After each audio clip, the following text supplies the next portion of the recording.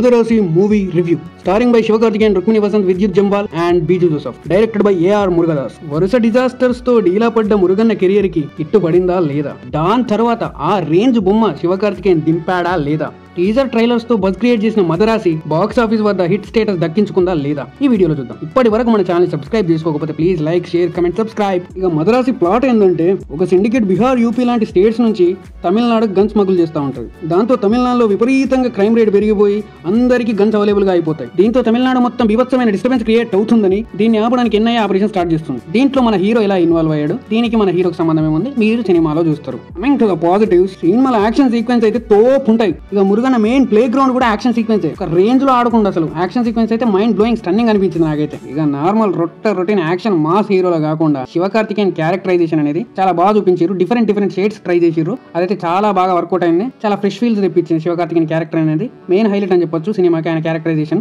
సినిమాలో emotion and decision making అనేది చాలా బాగా వర్కౌట్ అయింది. చాలా సీన్స్ లో ఒక లేయర్స్ లా యాడ్ చేస్తారు కానీ అది ఎవ్రీ టైం మనకు వర్క్ అవ్వదు. వర్క్ అవ్వాల్సిన దగ్గర అక్కడక్కడ వర్క్ అవుద్ది. అక్కడ చాలా బాగుంది. కొంచెం ఫ్రెష్ ఫీల్స్ కూడా తెప్పిస్తారు. అది కూడా మనకు ఎన్నిసార్లు చెప్పినా అదే రిపీట్ అవుద్ది యాజ్ ఇట్ ఈజ్. తన బీజిఎం తో, తన మ్యూజిక్ తో, సినిమాలో స్టఫ్ లేకున్నా సినిమాను ఎంతో ఎలివేట్ చేసి ఎక్కడో తీసుకెళ్లి పెడతాడు అనిరుద్ రవిచంద్రన్. ఎవ్వరు డ్యూటీ చేసినా చేయకపోయినా ఆయన మాత్రం ప్రతి సినిమాకి డ్యూటీ చేస్తాడు. ఒప్పుకున్న పైసకి న్యాయం చేస్తాడు. అదే ఇక్కడ జరిగింది. సినిమాలో చాలా సీన్స్ మనకు నీరసం తెప్పించిన తన బీజిఎం తో మనం నిద్రలేపే ప్రయత్నం చేశాడు Anirudh. Coming to the negatives, మనం ఇప్పటికీ ఎన్నిసార్లు చూసుంటాం ఇట్లాంటి కథల్ని, కానీ తిప్పి అదే కథను మన మీద రుద్దుతున్నారు. అదే రొటీన్ రోత ఈ సినిమాకి మెయిన్ మైనస్ అయిపోయింది. ఇక సినిమా అంతా చాలా ఫ్లాట్ గా నడుస్తూ ఉంటుంది. అక్కడక్కడ హై మూమెంట్స్ ఇచ్చినా కూడా మనకు అంత వర్కౌట్ అవ్వదు. ఎందుకంటే సినిమా మొత్తం ఫ్లాట్ గా ఉండడం వల్ల. ఇక ఎస్పెషల్లీ సెకండ్ హాఫ్ అయితే చాలా వరకు డ్రాగ్ చేసినట్టు అనిపిస్తుంది మనకు.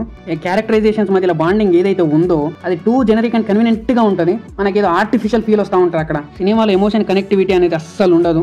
ఏదేదో అయిపోతూ ఉంటుంది. అక్కడక్కడ లేయర్ గా మనకు కనెక్ట్ అయినా కూడా మొత్తం మీద డ్రాప్ అవుట్ అవుతా ఉంటుంది ఎమోషన్ అనేది. ఇక్కడ మనకు మెయిన్ దెబ్బ తగులుద్ది అనమాట. ఇక as it is song placements ఉంటాయి. ఇక్కడ ఎందుకురా ఇది పెట్టిర్రు, మాకు ఇప్పటికే రోతగా ఉందంటే మళ్ళీ ఈ రోత ఎందుకురా అన్నట్టుంటాయి అనమాట సాంగ్స్ ప్లేస్మెంట్స్.